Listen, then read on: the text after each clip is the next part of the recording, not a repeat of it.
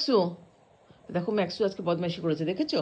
এই দেখো, এই দেখো, এই যে এটা কে করেছে? এটা কে করেছে রে? আমার সব চাদরগুলোকে কোথাও না কোথাও সে ইয়ে করে রেখেছে, কাটওয়ার্ক ডিজাইন করে রেখেছে। আবার মুখ দিয়ে ঢেকে রাখলেই হয়ে গেল। হ্যাঁ, ঢেকে রাখলেই হয়ে গেল ওইটা, না যে মায়ের চোখে পড়বে না। আমি কুকর্ম করে রাখি আর ঢেকে রাখবো মুখ দিয়ে, পাছা দিয়ে।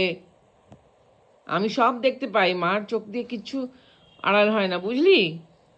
দেখো না, নিজেও চোখ বুজে নিয়েছে, নিজেও চোখটা বুজে নিয়েছে। ওই, ওটা কে করেছে বল আগে? চাদরটা, বিছানা চাদরটাকে তুই কাটওয়ার্ক করে রেখে দিয়েছিস যে? তোকে বলেছি আমি কাটওয়ার্ক করতে? ওই, কিছুই জানে না, ভাজা মাছটাও উল্টে খেতে আমি জানি না গো মা। তুমি শুধু শুধু আমাকে বকো। একটু ফুটো করে রেখেছি যাতে হাওয়া টাওয়া আসে। তোমরা বোঝো না, এই চাদর টাদর গায়ে ঢাকা দিলে তখন একটু হাওয়া আসবে, সেই জন্য তোমার জন্য একটা ফুটো করে রেখে দিয়েছি, বড় কেটে কুটে কাটওয়ার্কের ডিজাইন। বুঝলে?